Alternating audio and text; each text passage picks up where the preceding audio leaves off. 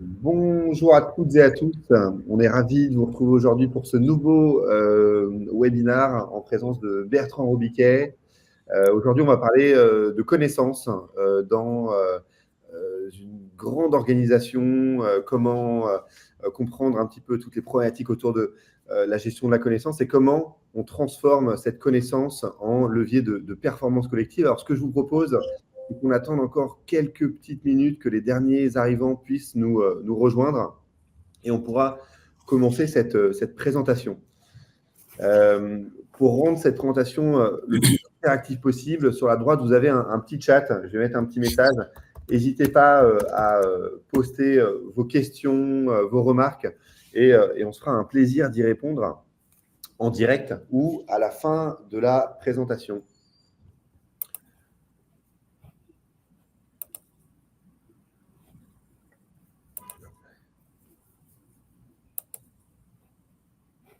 Donc, on va pouvoir commencer dans deux petites minutes. On laisse toujours 1 ou 2 minutes aux derniers arrivants pour nous rejoindre.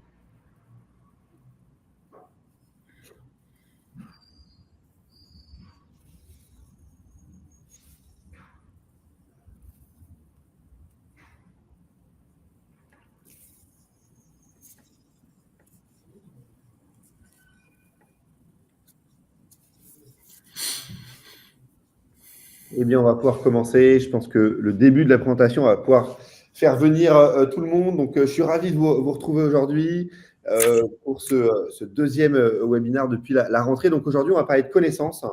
On va parler de comment la connaissance tacite, donc qui finalement est dans la tête de tout le monde, toutes les expériences passées, comment on arrive à la mettre au service de l'intelligence collective et finalement à capitaliser sur cette connaissance. Alors aujourd'hui, on va parler, on a la chance d'être avec Bertrand. Bertrand, je te laisserai te présenter dans quelques instants pour comprendre un petit peu déjà ce que fait Fraissinet, quel était le contexte, le constat et les enjeux autour de la connaissance chez Fraissinet. On parlera bien sûr du besoin et de voir comment cette solution est arrivée, en tout cas cette manière de faire pour répondre à ce besoin. Comment s'est mis en place le projet avec ses différentes étapes, du projet build aujourd'hui au run et comment ces communautés, cette connaissance est maintenue et comment ce projet vit et quel impact tout ça peut avoir dans l'organisation. On fera rapidement une petite démonstration de ce qui se passe des espaces Fraissinet, de comment vit le knowledge, comment il est mis en place, comment les gens l'utilisent. Et on verra les résultats. Et à la fin, on aura une petite session de questions-réponses si ça vous va. N'hésitez pas, je vous le dis dans le chat, à droite, à poser vos questions, vos remarques en live et on pourra y répondre. Et ben avant de me présenter, Bertrand, je vais te laisser te présenter et je prendrai la suite juste après. Très bien. Merci Florian. Donc, bonjour à tous. Donc, je suis Bertrand Robiquet, je travaille au sein de l'entreprise Fraissinet, donc ça fait à peu près 15 ans que je travaille chez Fraissinet. Alors initialement, j'avais démarré comme ingénieur commercial, donc avec un profil plutôt ingénieur, et puis je travaillais sur le périmètre Fraissinet France, donc sur un périmètre national et voire même régional, puisque je travaillais au sein du périmètre Île-de-France. Et il y a 8 ans, j'ai eu l'opportunité de rejoindre le siège pour justement être davantage dédié à un support international auprès de l'ensemble de nos filiales, puisqu'il faut savoir que Fraissinet est réparti sur l'ensemble de nos continents.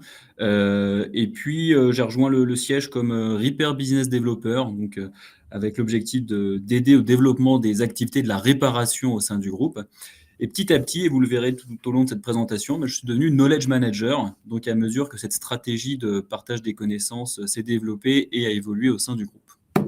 Voilà. Merci Bertrand pour cette première présentation. On viendra tout de suite après dans ce que fait Fraissinet, ses activités et du coup quels étaient ses enjeux autour du knowledge. Donc rapidement, Florian Bourron, je suis ravi de vous retrouver aujourd'hui, donc CEO de Gint, anciennement Mosaic 365. Donc on va y revenir rapidement. Peut-être Bertrand, je te laisse présenter Fraissinet et j'enchaînerai avec Gint juste après.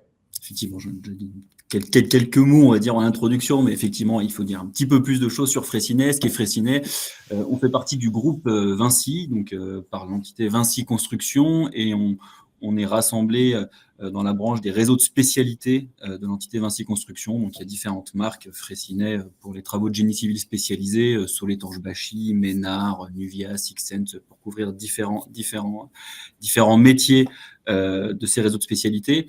Fraissinet, on regroupe quasiment un peu plus d'une soixantaine de filiales, donc réparties à travers le globe.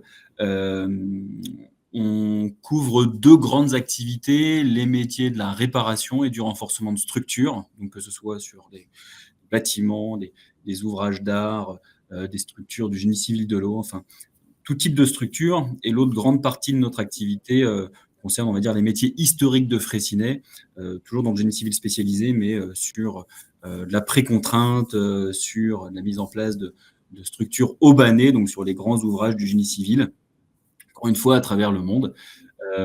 On a une population, et vous le verrez au travers de ce webinaire, bien sûr, d'ingénieurs travaux, d'ingénieurs commerciaux, d'ingénieurs techniques qui sont dédiés justement au développement de nos activités et bien sûr à la réalisation des chantiers à travers le monde. On couvre, comme je disais, énormément d'activités et on réalise quasiment 10 000 projets par an. Dans un modèle très décentralisé, et vous le verrez, ça a été justement un des enjeux pour nous du partage de cette connaissance, c'est être capable de capitaliser sur ces nombreux projets, ces nombreuses spécialités et ces nombreuses expertises disséminées à travers le globe. Voilà. Merci Bertrand pour cette présentation. Rapidement sur Gint et surtout dans le cadre de ce projet-là, donc nous, notre objectif, c'est d'améliorer l'expérience collaborateur dans l'univers digital et spécialisé dans Microsoft, simplifié autour de 3 grands axes, la communication interne, la collaboration et aujourd'hui, on va en parler, le knowledge management. Donc, le constat, c'est qu'aujourd'hui, il y a beaucoup de complexité, énormément d'outils, énormément de connaissances dispersées dans l'environnement digital, mais aussi dans le cerveau des gens. Et nous, notre objectif, c'est d'amener, grâce à nos solutions, des extensions du périmètre Microsoft pour enrichir et apporter des solutions autour de ces 3 grands axes. On le fait notamment avec des solutions d'intranet. Alors, intranet, on dit qu'on a gardé le mot, mais qu'on a enlevé le reste pour avoir des choses qui soient beaucoup plus simples, centralisées, riches, design dans l'environnement de Microsoft et à côté avec des solutions complémentaires, notamment des agents IA, des applications mobiles, marque blanche pour les gens qui sont sur le terrain et qui n'ont pas forcément de licence Microsoft, des builders de newsletters en interne ou du translator pour ceux qui ont des sites dans plusieurs langues et qui ont la volonté d'automatiser toutes ces choses-là. Voilà, donc nous, on est un éditeur SaaS, on est basé à Paris et on a également des bureaux à Montréal avec voilà, une empreinte client internationale, surtout Europe et maintenant qui se développe en Amérique du Nord. Donc voilà, j'ai un peu spoilé la slide suivante, donc un peu plus de 300 clients, plus d'1 million d'utilisateurs sur nos solutions et voilà, partenaire historique Microsoft suivi par les équipes de Microsoft. On va donc rentrer dans le vif du sujet et parler un petit peu du constat et des enjeux chez Fraissinet. Est-ce que tu peux nous en dire un petit peu plus, Bertrand, sur déjà ce constat de base? Oui, bien sûr. Donc, on a ces 4 grandes briques là, qui sont affichées à l'écran: expertise dispersée, transmission descendante, manque de retour d'expérience opérationnelle, aucune base unifiée. Bon, pour rentrer un petit peu plus dans le détail de chacune de ces briques, l'expertise dispersée chez Fraissinet, effectivement, c'était un constat il y a encore quelques années, mais même encore aujourd'hui. Je le disais tout à l'heure, on a plus de 60 filiales réparties à travers le monde. On est bâti sur un modèle qui est très décentralisé, mais ça, c'est propre à l'ensemble des entités du groupe Vinci.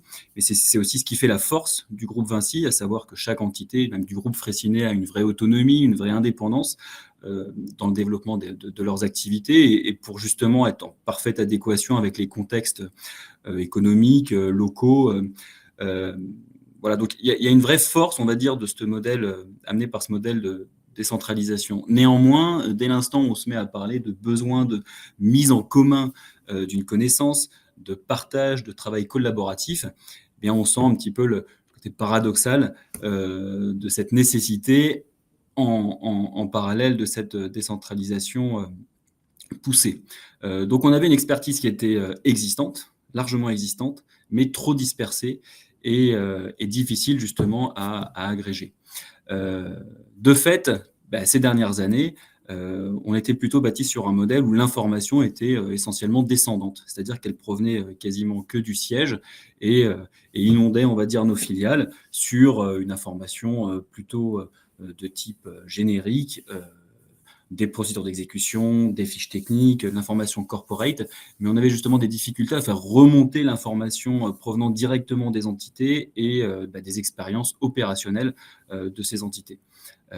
Quand on demandait à une entreprise, à une de nos entités de se développer dans une certaine activité, malheureusement, il y a encore quelques années, elles n'avaient comme possibilité que de baser leur stratégie sur cette documentation générique et sans même avoir une parfaite connaissance des experts ou des sachants qu'elles pouvaient solliciter au sein du groupe pour justement les faciliter dans leurs tâches. Voilà. Donc, de fait, on n'avait aucune base unifiée, si ce n'est une base documentaire et qui était vraiment pilotée en centrale au niveau du siège. Et on avait cette difficulté d'agréger cette connaissance, cette expérience pour en faire profiter l'ensemble du groupe. Voilà. Donc ça, c'était vraiment le constat et qui soulevait bien sûr certains enjeux en termes de développement du business. Du coup, pour bien comprendre ce constat et finalement ces demandes, parce que ça avait des impacts forcément négatifs, hein, le fait de malheureusement pas capitaliser sur ces connaissances, d'avoir quelque chose de très descendant et d'avoir en fait des expertises qui étaient isolées. C'est venu des filiales, c'est venu du groupe. Qui à un moment a tiré la sonnette d'alarme? Comment ça s'est passé pour déclencher? Mais en fait, la demande, elle est vraiment venue du terrain. Savoir, c'est une demande qui se répétait un petit peu au fur et à mesure des années. Mais une demande qui, bien sûr, était connue, mais pour laquelle on n'avait pas encore forcément trouvé de solution ou vraiment initié une démarche forte au niveau groupe.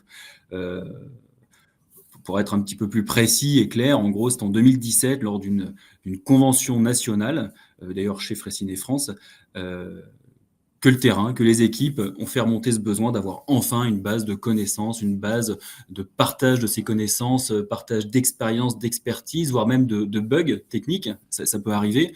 Mais voilà, faire en sorte que cette connaissance, que cette expertise puisse être mise en commun pour faciliter le travail des responsables commerciaux, des responsables travaux, des responsables techniques, et bien sûr éviter systématiquement de réinventer la roue, d'avoir le sentiment de le faire, ou d'avoir le sentiment surtout de perdre du temps, alors qu'on est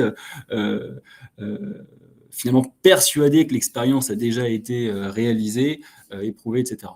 Donc il y a une demande du terrain, et l'élément vraiment déclencheur à toute cette démarche et qui a fonctionné, c'est qu'il y a eu une prise en main de cette demande directement par la direction générale qui a décidé de lancer un projet justement de création de plateformes collaboratives. Alors on l'a d'abord appelé le Wikipédia, d'abord dédié à nos activités de réparation et de renforcement de structure, puisque c'était clairement un enjeu il y a quelques années de développer ces activités à travers le monde chez Fraissinet. Et donc c'est la direction générale qui a décidé de lancer ce projet et vraiment d'y dédier des ressources et d'investir vraiment dans ce développement.